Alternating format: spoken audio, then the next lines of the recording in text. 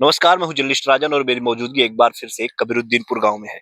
और तस्वीरें आप देख रहे हैं मेरे पीछे लालता का वो मकान, जिसको लेकर के अभी कोर्ट से कोई फैसला नहीं आया है। तारीख पे तारीख पड़ रही है और अब अगली तारीख आपको बता दें 11 दिसंबर की पड़ गई है। जी हाँ, 11 दिसंबर की अगली तारीख पड़ गई है जिसमें सुनवाई होगी और उस दिन कुछ ये निर्णय होगा कि क्या इसमें करना है, क्या इस पे बुलडोजर चलाना है, इसको जमींदोज करना है, इसको धराशायी करना है या फिर क्या कुछ करना है इस जमीन को लेकर के। क्योंकि ये जमीन जो है वो सरकारी ज़मीन है, बंजर की ज़मीन। और जिस तरह से इसकी जब जाँच कराई गई और ये बंजर ज़मीन पाई गई, उसके बाद जो है तहसील प्रशासन ने नोटिस चस्पा की और एक समय सीमा दी कि आपको इसमें आपत्ति दर्ज करनी है, जिसमें लालता की पत्नी इंद्रावती ने आपत्ति दर्ज की कि उसका ये मकान जो है कई सालों पुराना है। तो उसकी पूरी जाँच चल रही है और इसमें बता दें, इसमें उनको साक्ष्य प्रस्तुत करने का भी मौका दिया जाएगा। आप साक्ष्य रखिए, जो आप आपत्ति लगा रही हैं उसके साक्ष्य प्रस्तुत करिए और साथ ही जो लेखपाल और जो लोग आके यहाँ पे जाँच किए थे उनसे भी रिपोर्ट माँगी जाएगी। आप अपने साक्ष्य रखिए और उनके बयान लिए जाएँगे।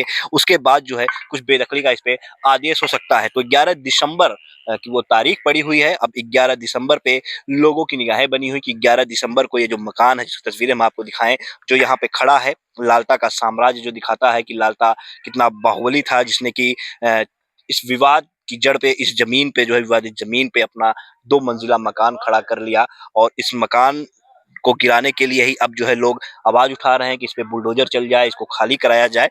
और लेकिन अभी तक इस पे कोई आदेश वो जो है तहसील प्रशासन की तरफ से नहीं आया। ऐसे में आज जब तारीख पड़ी हुई थी और आज तारीख पे जब वहां पे हम पहुंचे, हालांकि अनुराग के पिता ने साफ तौर पे पहले से मना कर दिया था कि अब मैं किसी तारीख पे कोर्ट पे नहीं जाऊंगा, क्योंकि प्रशासन से उनका भरोसा जो है वो टूटता हुआ नजर आ रहा है। ऐसे में आज जो है वहां पे अधिवक्ताओं से जो बात हुई तो खुल करके निकल के आया कि ये जो है सरकार बनाम लालता, अब ये इसमें चल रहा है केस और सरकार जो है अपनी जमीन को खाली कराएगी किसी की भी कीमत पे। ये इस जमीन पे जो है बुलडोजर चलेगा और ये खाली होगी, लेकिन कब चलेगा ये भविष्य के गर्भ में।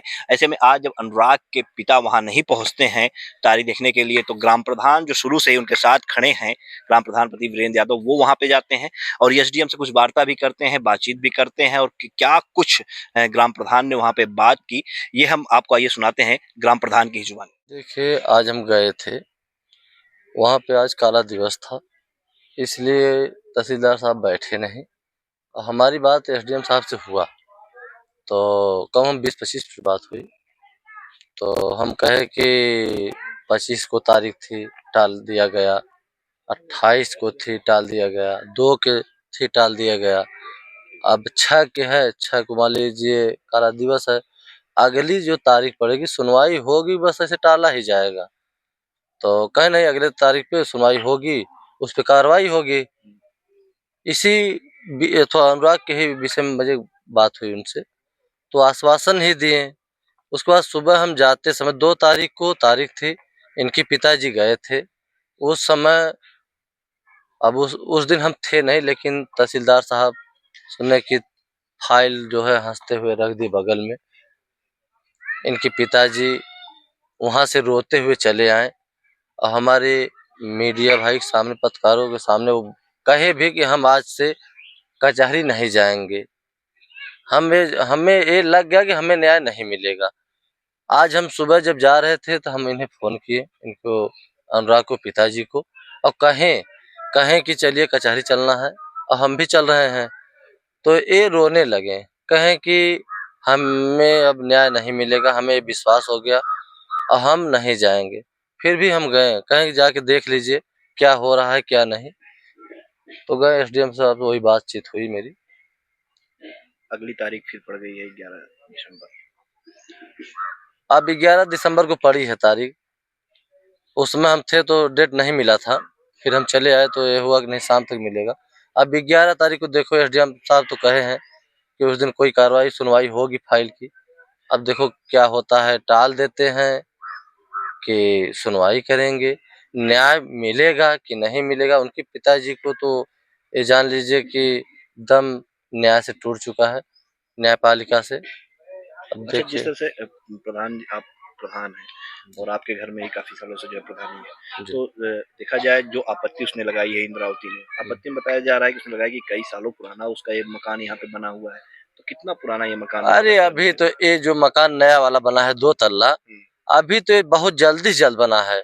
लगभग अभी ये समझ लीजिए कि 1.5 2-3 साल नहीं हुआ है। अच्छा। जब उसका वही लड़का दरोगा हुआ तब वही रिटायर होके आया है साल भर पहले, वही जो है मान के चलिए 1.5 या 2 साल इसका जो ये नया मकान बना हुआ है। अच्छा। और इधर उसका था भी नहीं, अभी तो जल्दी में बनवाया एकदम हमारे चुनाव जीतने के बाद। जब हम चुनाव जीते उसके बाद ये बनवाया है। पहले थोड़ा छोटा सा मड़ा ही रखा था। धीरे धीरे धीरे धीरे धीरे गरीबों को, भाई गरीब ये सब थे, अब बोल नहीं पा रहे थे, बनवाते बनवाते 2 तल्ला बनवा लिया। फिर यहाँ तक आ गया, बाउंड्री भी मान लिया, उसके बाद भी उसको संतुष्टि नहीं थी। अच्छा, मतलब ये देखा मतलब माना जाए कि एक तो जैसे होता है एक चोरी सुपर सीना चोरी, जब प्रशासन नोटिस लगाती है तो ये आपत्ति ये दर्ज करती है कि कई सालों पुराना है, जबकि आप बता रहे हैं जल्दी जल्दी बना हुआ है। हाँ, हम तो जान रहे हैं इसको कि जल्दी बना हुआ है। वो तो देखिए वो सब बहुत झूठे हैं, कहेंगे क्या करेंगे क्या। उस दिन जब ये बाउंड्री हो गई थी, सुलहनामा बन गया था, साइन भी कर दिए थे, फिर भी उन लोगों के मन में क्या बैठा था देखिए। यहाँ इस स्तर तक पहुंच गए कि गला भी काट दिए। उन लोगों का कोई, ये जाने हमारे मोहल्ले में किसी से बैठती नहीं थी, न किसी से मतलब था, सिर्फ सबको सब हमारे मोहल्ले के लोग डर रहे थे। बहुत बदतमीज किस्म का आदमी था। जब जा रहा था रोड पर तो एकदम गुरूर को सबको लख रहा था, कोई बात नहीं कर रहा था। इस किस्म का वो व्यक्ति था। जब से साल भर 1.5 साल से आया है तभी से वही मकान बनवाया है। पाछे वाला उसका मकान जो है अब जो भी हो उसको हम बता नहीं सकते हैं, लेकिन ये इसको बहुत भली बात हम जानते हैं। 1.5 से 2 साल के पहले बना है। इस मामले में जैसे देखा जाए, ये बताया जाए कि लालता बहुत बाहुबली, पैसे वाला, पहुंच वाला, इस तरह के आरोप लग रहे हैं। तो क्या प्रधानमंत्री वीरेंद्र यादव परिवार के साथ आखिरी दम तक खड़े रहेंगे, लड़ाई लड़ेंगे, न्याय दिलाएंगे? हम आखिरी दम तक लड़ेंगे और न्याय के लिए हमारा कदम आगे हुआ है तो पाछे नहीं होगा। हमारे ऊपर चाहे जो हो जाए। एक ग्लोर भारत वाले हमारे खिलाफ भी निकाले थे कुछ, लेकिन ये वो सोचे कि नहीं उस थोड़ा से निकालने से हम दब जाएंगे, तो हम दबेंगे नहीं। न्याय के लिए हम आगे बढ़ेंगे, चाहे हमारे ऊपर कुछ भी हो जाए, चाहे गोलियों की बौछार हो जाए, लेकिन हम पाछे नहीं हटेंगे। आप लगातार जो पीड़ित परिवार के साथ देखा जा रहा खड़े हैं, क्या आपको कहीं से धमकी वगैरह नहीं आ रही, कोई दबाव नहीं बन रहा? देखिए बहुत दबाव बन रहा है, लेकिन हम दबाव को टाल के हम आगे हैं और रहेंगे साथ में। दबाव से हम डरने वाले नहीं हैं। जो न्याय है, न्याय के लिए हम हैं, साथ में रहेंगे, शुरू से है लास्ट तक रहेंगे, जब तक जिएंगे तब तक रहेंगे।